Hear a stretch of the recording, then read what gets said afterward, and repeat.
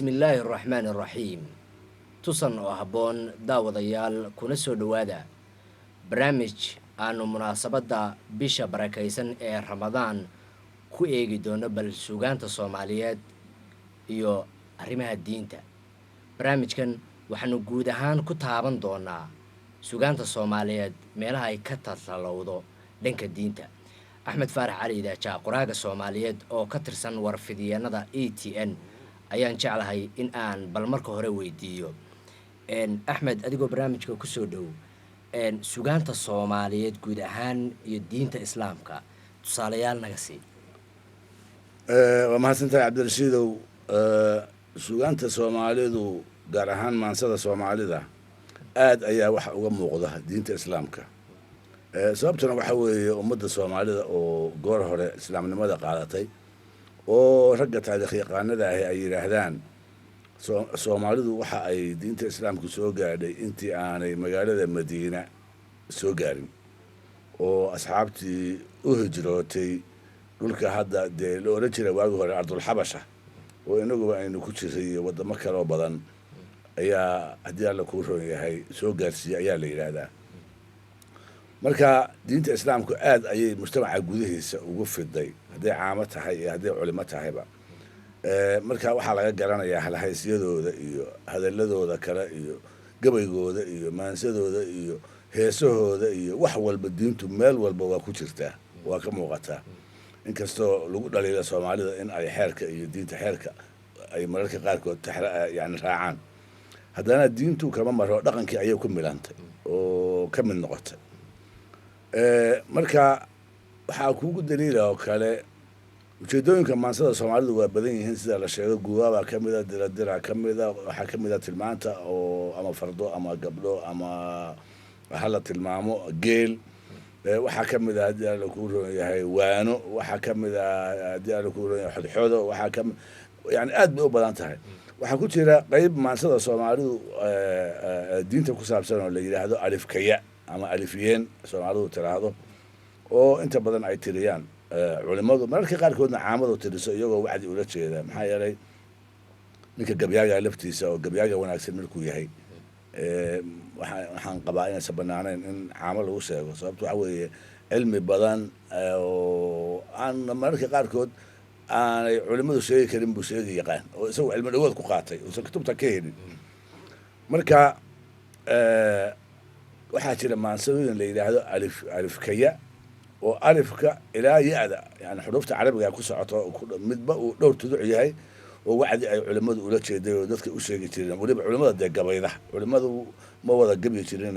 yani qaar baa gebi jiray, qaarka gebi jireen waxay gabigooda u isticmaali jireen inay dadka ku hanuuniyaan, sida maalan xaaji cali oo aan mar dhow sheegi doono iyo sayid maxamed cabdilla xasan, labaduba laba nin oo yani culimo ay ahaayeen waaweyn. marka maansahooda waxay u isticmaaleen qayb ka mid a in ay dadka ku waaniyaan oo diinta ugu sheegaan, maadaama dadka usan af soomaali mooyaane usan af carabigii aqoon. waxaan maanta marka tusaaleynayaa laba masafo oo aada caan u ah oo ay kala tiriyeen xaaji cali cabdiraxmaan fiqi, nin la odhan jiray oo ku magac dheeraa xaaji cali majarteen baa la odhan jiray. wuxuu noolaa qarnigii 18aad, culimadii soomaaliyeed oo caanka aad u noqotay ayuu ahaa. wuxuu ahaa nin culum badan yaqiin oo aan diinta keliya ku ekayn, culum badan oo culumta xataa griigga hore iyo xisaabaha iyo engineerinka waxa hadda loo yaqaano waagii la odhan jiray cilmulmasaaxaat iyo wax badan ayuu yaqiinay. nin wuxuu ahaa mawsuuci ah. marka mawsuuci ha ahaadee lama fadhiyinaya, nin wuxuu ahaa haddana ku camal falo oo dadkana gaarsiiya, isaga laftiisuna jahaad galay si diinta u faafiyo. waxaad ku garanaysaa isagu wuxuu ahaa reer nugaaleed, agagaarkaa garoowe ayuu ku dhashay 1780 meelahaas ayuu ku dhashay. halka ayuu deganaa, halka ayuu diinta ka beri jira dadka ugu horeeyo waxaa loo malaynayaa inuu yahay oo soomaalida ah oo xajka tegeyba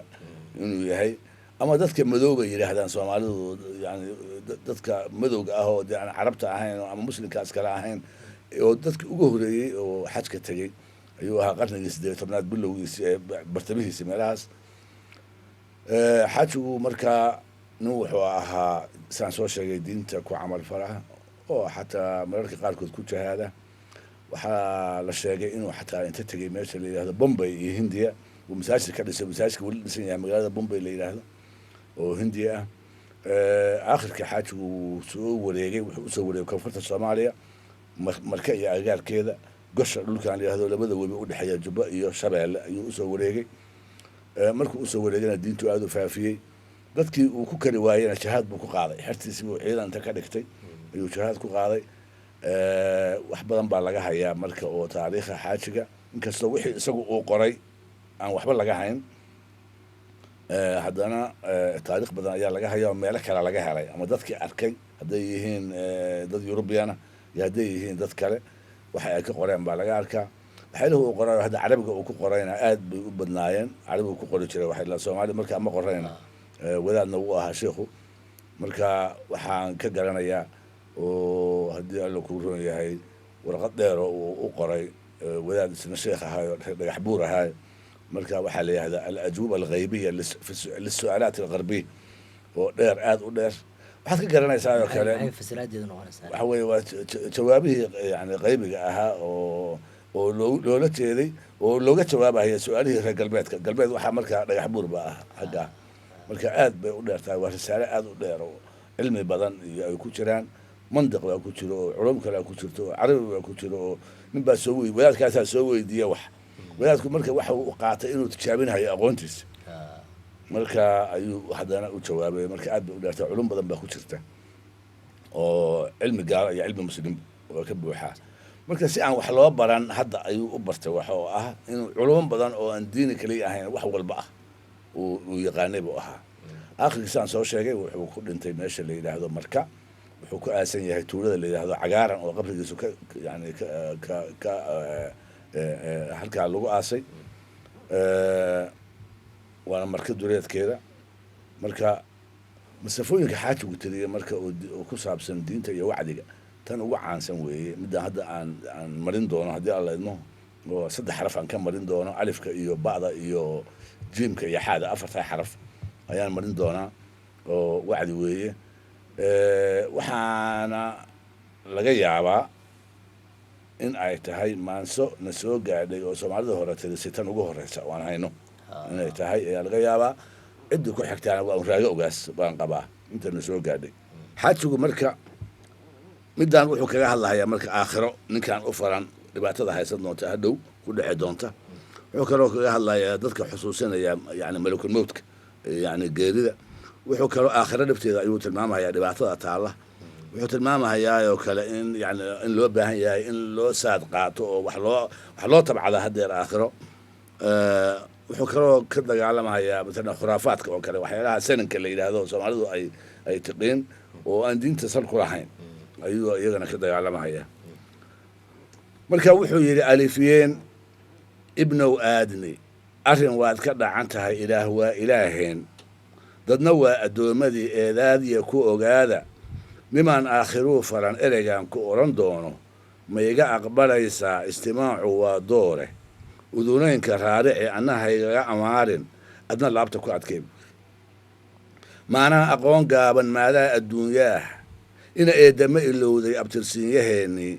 amradiyahow aqoon laawo aawa aabbayaashaa, ragga meeshan lagu aasay waa wada asaagaa, wadka duulkan aynabay adma wuusan ku arkayn, mase wuusan ku ogayn, mase waad ka adag tahay, mase inuusan kuu iman axdiba ula haydeen. injiraha hadduu laayay waa inuu alaal yahay, arxan inuusan galahayn nebigii ma aynanin. istikfaarta ku hanuuna, ajashiinna ka horow,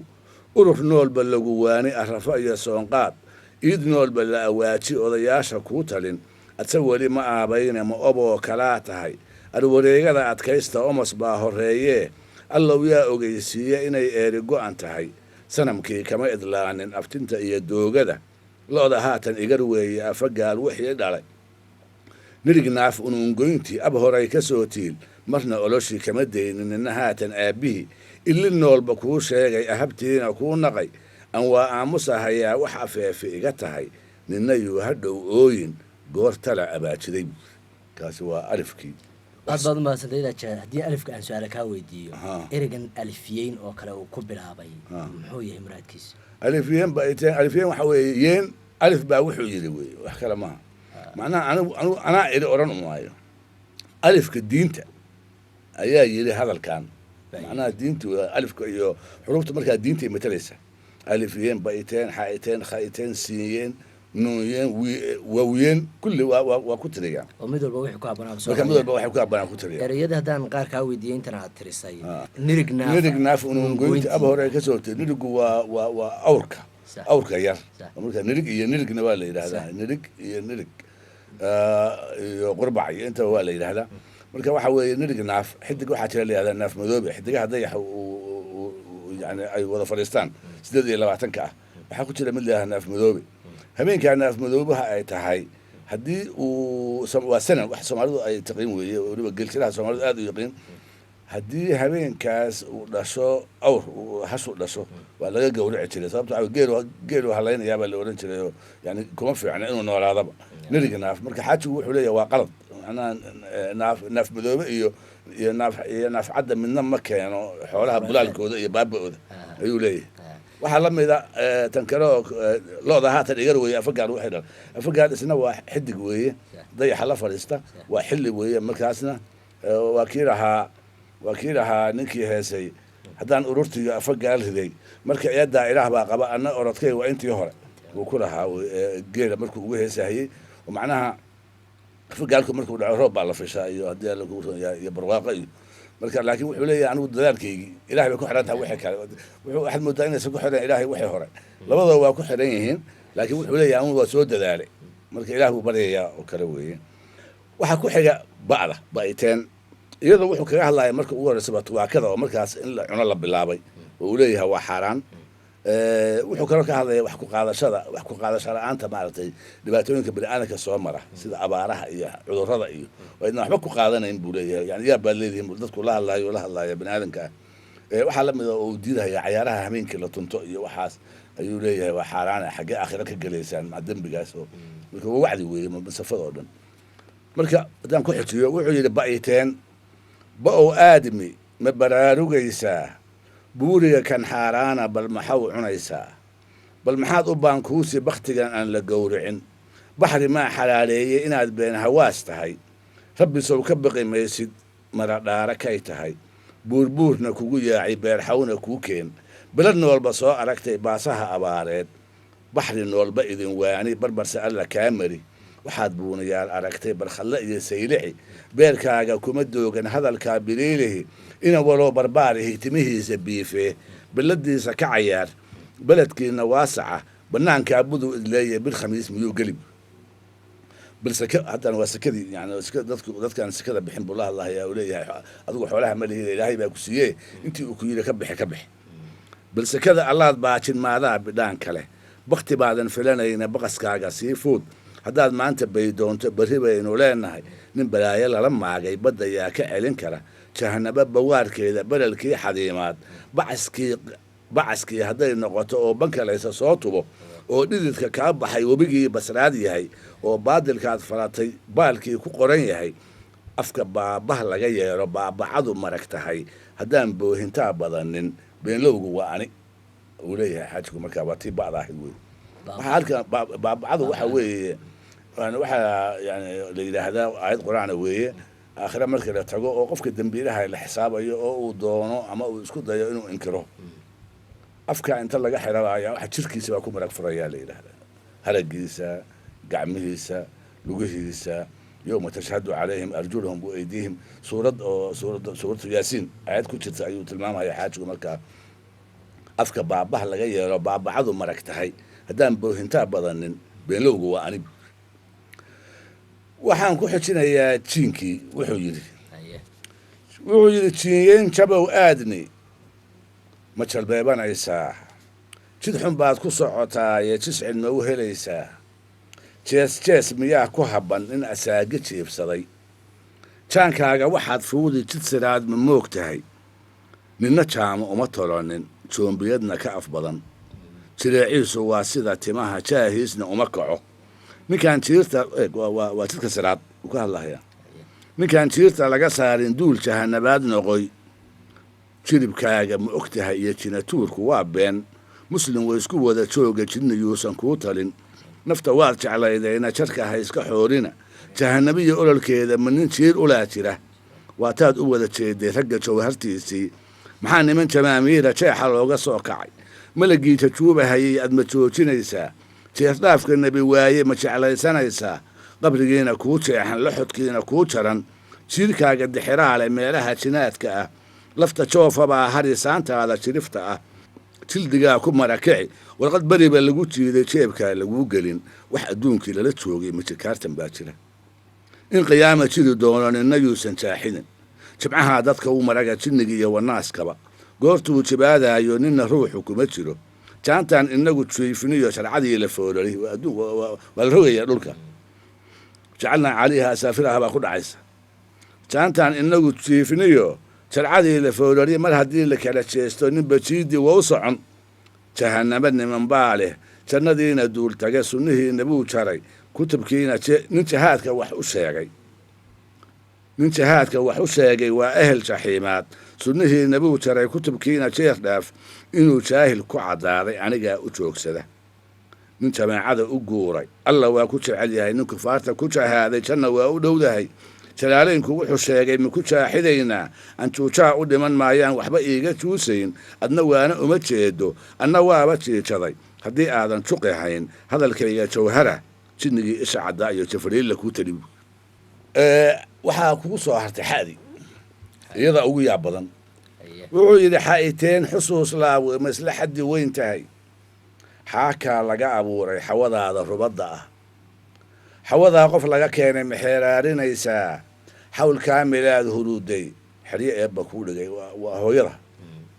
habartaana waa xaamil xog kuu dhaabsan ma og tahay xijaab eebba kuu dhigay yaad ku xurdiyoonayd xanaf gaajo ad ma arag dhogortaana ma xumaan xawleyn waxaad huruday xabadkeeda naaska ah xadkay hooyadaa aragtay xaalkaa dhan oo idil kuwa haatan xaarxaarin sow kama xishoodaan adigoo xumoo xaarla yaa lagu xambaarsaday xoolaha allaa yeelay xaqna kaaga waajibi sakadii ma xaalaynin xunxun beena maahee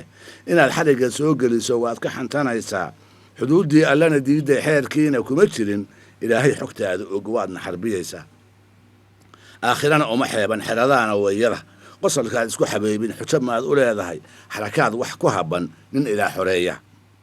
raggaa sare wax ka xabaashay ma xusuusanaysaa malagii iyaga laayay adma kuu xabiibbaa xagidaan ku wada awnay waadna xarragootaa xaq halkaynu ku hubnaaya xeellaawa iga dhaha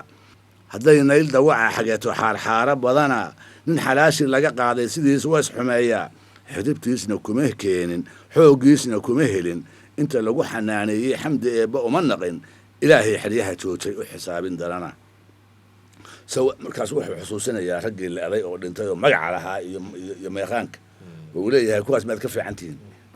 sow aadan iyo xaawo xaygoodii ma ahayn nebigii alla xurmeeyey xataa nebi maxamed baa dhintay waa kuwa gabayada ugu horreeyey oo diinta ku saabsan oo soomaalidu tirisay oo aan xafiday waxaa ka mid ahaa ugu horreeyey hadday dunidu tiir leedahoo lagu tanaadayo oo niman ku taajirahayaan taallada aan joogno toolmoonihii maxamed baan laga taxaabeene maxaan tamariyaad uga walwalitay umayleeye marka yani had iyo jeer tusaale weeye in nebigii aan la dayna uu dhintay marka ninna ma rajayn karo inuu noolaado intuu doono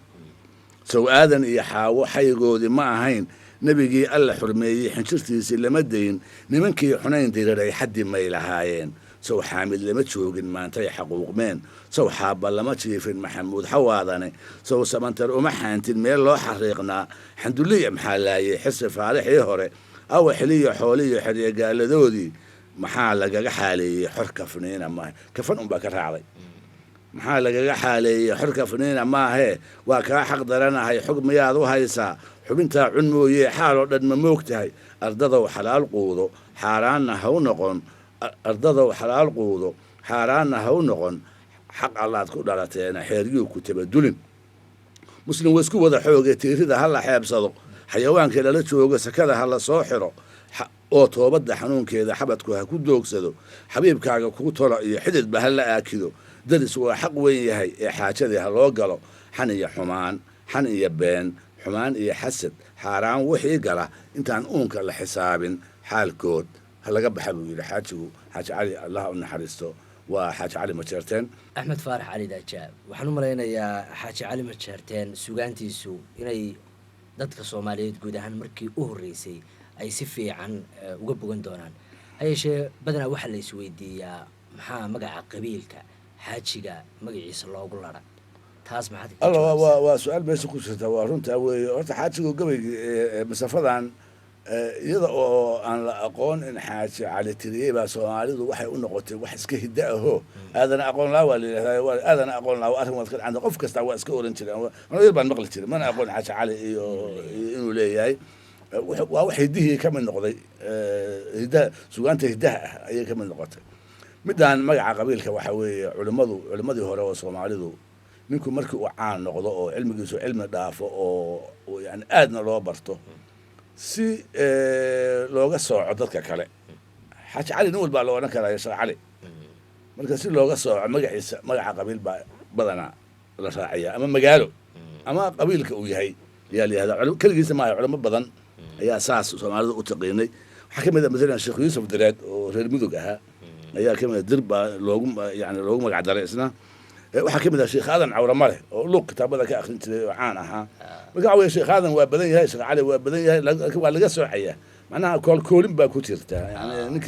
ninka hebelada ahaa oo reer hebel ahaayo cilmigu yani cilmiga badnaa ayaa ku jira meesha. mararka qaarkood waxaa lagu magacaabaa masalan waxaa la yidhaahdaa magaalo. masalan sheekh waxaa jiri jiray isna xilligii sayd maxamed cabdulla xasan iyo caan ahaayo dhulkan oo nairobidan degey oo la odhan jiray sheekh cali nairobi ayaa la odhan jiray. nairobi uu degay, macnaha sheekh caligii nairobi deganaa wey. waxaa jira sheekh cabdullaahi baar dheere oo kale oo dhowaan dhintay oo isna baar dheere deganaa ayaa jira.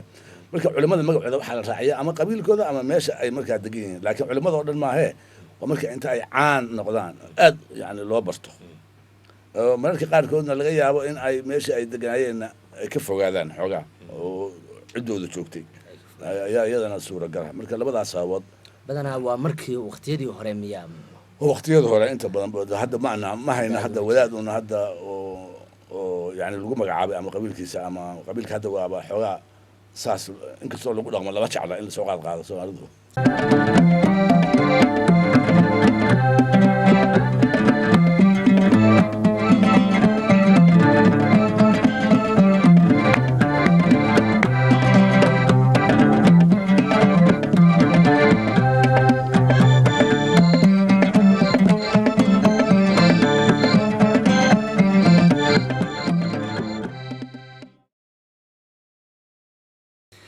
okay axmed maxaa ka sii mida marka sugaanta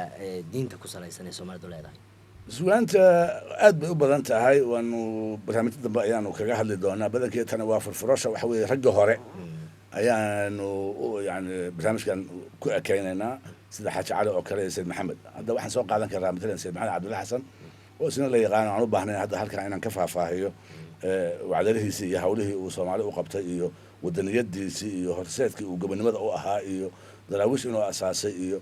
marka daraawiishta inta badan waxaa laga yaqaanaa taariikhdeeda un dagaalkii ingiriiska iyo ay la galeen talyaaniga iyo xabashada iyo, laakiin daraawiishta dhinacyo kale oo aan la taaban oo aan la darsin oo badan bay leedahay, xagga waxbarashada oo kale iyo xagga beeraha oo kale iyo xagga dhaqaalaha xoolaha iyo waxaas oo dhan ayaa in la darsa u baahan. iyaduna waxbarashada xaggeeda daraawiishta yani dad badan oo daraawiishana wax waa baran jireen oo jooga xarumaha, dad badanna waxay waxbarashadii ku seegtay jihaadkii iyo dagaalkii. marka sida ismaaciil mir oo kale hadda aan sheegay oo markii uu daraawiishi baaba'day oo sayidkii dhintay inta kusoo noqday reerahoodii oo uu bilaabay inuu qur-aan barto. ninkii intaad ogaa jihaadayay ayuu yani qur-aanka ciidig an macallin oo qaalin kuu xiro, waa kii sheekh doon ku lahaa nin la yidhaahdo intuu u xeraystay. marka waxaa la yidhi sayd maxamed cabdulla xasan marka wuxuu tiriyey caqiidatulcawaam waxa la yidhahda caqiidada ashcariyada oo soomaalidu u badan tahay oo sifooyinka eeba ku saabsan oo 20 sifo ah ayuu wuxuu ku sameeyey maase yani ka dhigay si loo xafido dadka caamada ah daraawiish jooga daraawiishta si ay u xafidaan. sababta ay ku timidna waxaa lagu sheegay mar waxaa la yidhi haweeney ayaa sayidku wuxuu rabay baa la yidhi inuu tijaabiyo bal sida diinta loo daraawiishta u gashay diinta. marka waxaa la yidhi haweeney oo daraawiisha ayuu u yeeraa, wuxuu yidhi kaalay heblaay waa u yeeraa, markaasuu yidhi ilaahay xaggee jira sayta cirka. markaa sayidku arrintii ma jeclaysan oo sababta waxa weeye wuxuu aaminsanaa ama caqiidadiisu ku dhisnayd ilaahay inuu meel kasta joogo uusan cidka keliya ku ekayn waa arrin masale waxaa weeye xagga caqiidada culammada isku khilaafaano qaarna yidhahdaan ilaahay cirkuu joogaayo qaarna yidhahdaan ilaahay meel walbuu joogaayo daatadiisu ku joogaa qaar yidhahdaano qaar ay yidhahdaan qudradiisa iyo ogaalkiisu ku joogaayo marka waa arrin waxa weeye lagu murmo oo qolo walbana ay daliil u hayso oo daliisheeda ay keensato laakiin caqiidadan hadda sayidku marinayo waa caqiidatu la yidhahdo alashcariya oo soomaalidu ay yani u badan tahay waa 20 sifo 20kii sifo ilaahay lahaa ayuu faahfaahinayaa markuu faahfaahiya kadibna waa ducaysanayaa oo jihaadka iyo inuu haddii ilaahay inuu siiyo iyo rag u dagaalamo iyo jaajuuska daawish ku dhex jira inuu jaro iyo waxa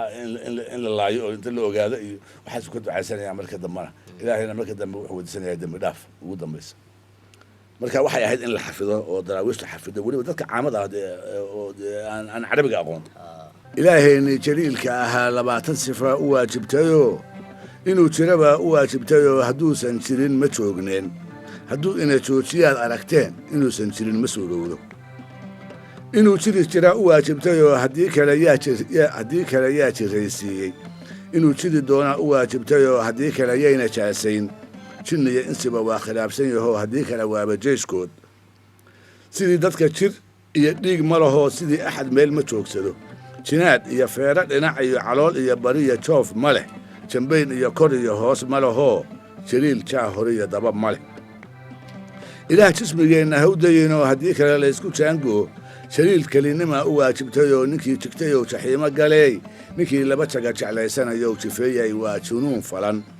hadday jiniin wada abuurahayaan allay jilicsanaa ilaahyadu jamaalka ilaah ninkii qaybsow allow jahannamaha kaa dayn ninkii biljarjarid u waajibiyow jiriidkuus jaawo geelwaah jaahaa gubayey jalleeca xumow allow yaaqool ku jiqileeyoo ninkii jaxarnimo sifuu badiyow jar dheer baa eebba kaa ridi nolol jiridaa inuu leeyahay wallaahu waygu jaamaca haddii kale waa jamaad ruux lehe muxuu jirahoo citarayaa wuxuu jiriyo waa awoodaayoo haddii kale yow jiriirixin ninkii jabin kale anow fasaxaya ninow jeefaafa ha u gelin ninkii xarbad jiribka ugu dhigayow jiraan jiro badan u soo guro jaliil qudra ma leh jikaar weeye dadow jamacoo baljiir uun haddaad jigateen jidroon qaadoo jaahil yahow eebbahaa baro haddii kale anigu kaa jeestaya balloonjuuq gabana iga maqal jinnigii isha caddaa iyo abbowji faliilla kuu teli ilaahayn lama jikaarahayo wuxuu doonuu jitaystaa haddaan xukunkiis sidii jibin dhicin jabaabiladuusan laayeen waxaan jaad samayn ilaah ma amree allow aan berana jeefagan haddii uu jirima kula doonana jidkaa rilla kuma ibaaxayn wixii uurka laga jeclaysanayiyo ilaah jawrka waa arkayaa wixii badmoolkeed ku tuluq yidhi iyo wixii jiifo waa ogsoon yahay wixii jira waa arkayaayoo wixii jooga waa arkahayaa wixii jurmuli iyo wixii sawd leba jamiicnimo waa u arkahayaa haddii kale jiigta oo dhuuntoo ku jawjawleeya eebbehen wixii juuq yidhi ilaah maqaliyo waxaan juuq odhanna waa la midoo haddii aan jubuq ilaah maqali karin muxuu barye uga jawaaba wixii dhulka hoos jeeb ku leh iyo wixii jira waa ogsoon yahay haddaan been lagu jalbeebanahayn waxaan jirinna waa ogsoon yahay ninkaan hadalkayga juqihaynoo haddaan lagu jirin ku jaangooso ninkii janno doonayow joogso kalaankaygaa ha jaaxidin ninkii muuminnimo u jeel qabow xayaadkayga u jimiimica sidii jaankaruur u fiiqsada oo sidii ramag jaar ka buuxsada sidii jookh iyo xariir u jantaoo sidii jidhka dhacay u jeelaalaba sidii jidhka roob anow da'ayee allow yaa xamashka iga jaqa allow yaan gaal la jaal noqonno allow yaan diinta jaaxidin allow kuwana lagu soo jaadiyo allow jaajuuska yaa jara allow wixii lagu jahaadayaba allow yaa jiira oo mara allow marka sumucu jow leeyahay allow baqa jaanta yaan warin allow girligaanku waa shohorade allow yaa jiita oo hela allow jirrabada adduunkaa iyo allow naar nooga jeer dhaaf allow jid sidhaadna dhaafsiiyo allow jaarkaaga naga yeel aamiin halkaa ayuu ku dhameeysay maxamed cabdulla xasan waa caqiidadii caqiidatulcawaam oo ku salaysan ama ku jaango-an caqiidada ashcariyada la yidhaahdo marka waxay ka hadlaysaa waa un awoodda eebbe sifaadkiisa kale maqalka aragga iyo wixii la mid ah iyo jiritaankiisa ayay ku saabsan tahay waa hagaaga axmed aad baad u mahadsan tahay waa hagaaga daawadayaal aad iyo aad ayaanu idinku mahadnaqaynaa wakhtigii barnaamijka aad daawanayseen ha yeeshee barnaamijyo noocan oo kale ah ayaad naga dhowri doontaan muddada bisha ramadaan ay socoto in aanu hadba idiin soo gudbinno maansada soomaaliyeed iyo diinta islaamka. halka u dambaysana waa bahda fogaan aragga bariya ETN oo isku duuban oo idin salaamaysa oo idin leh assalaamu calaykum waraxmatullaahi wabarakaatuhu.